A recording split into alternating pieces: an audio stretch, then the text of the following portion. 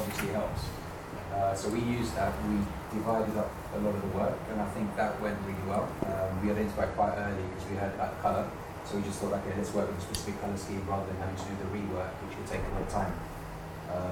They're the things I thought went well for our team, although one team now. So on the colour point, I don't think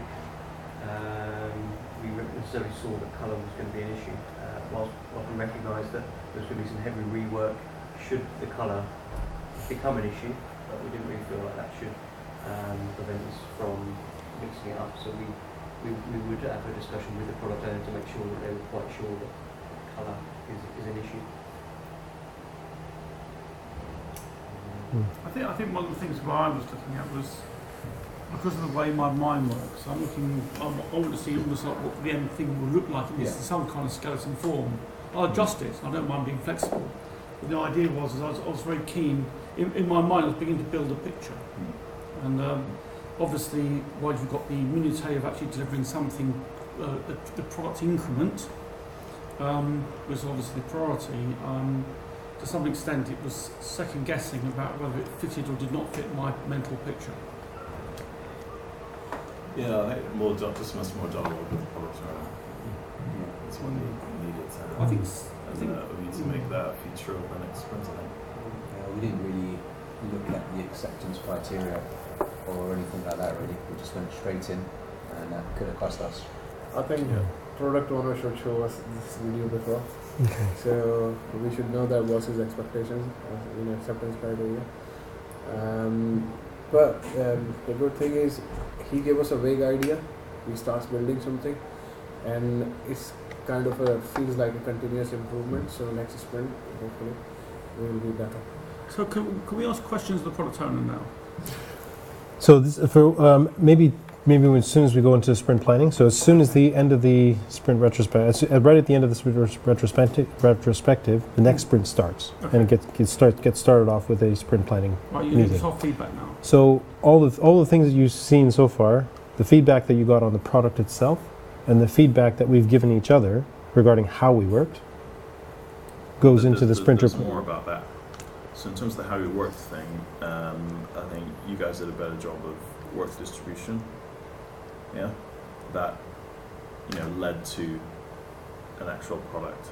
So it was much more productive, as in real productivity in that respect. Yeah, which I think we just need to make that as a feature now that we're all working as a team, where there's more of that happening. So each person is contributing to the sprint goal.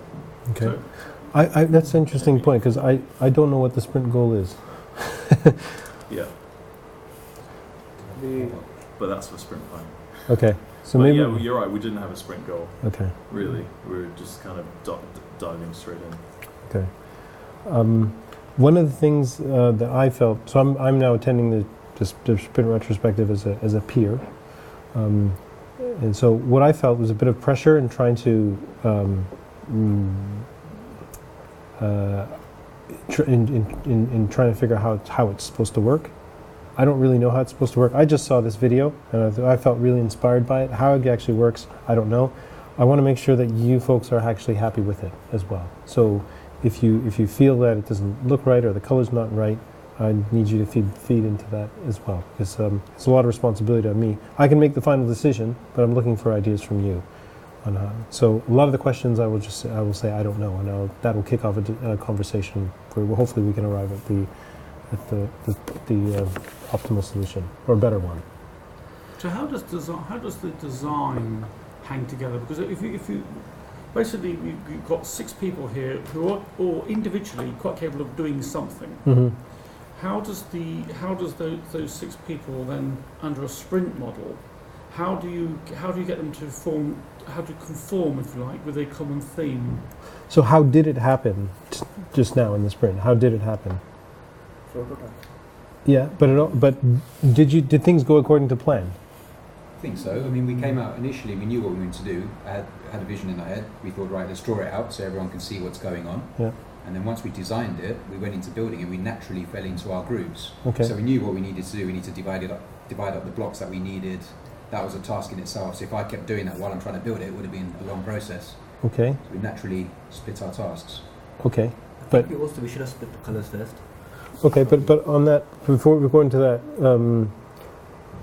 did everything go according to plan? No, Did we have a plan? Did we have a plan? no. So we didn't have a goal.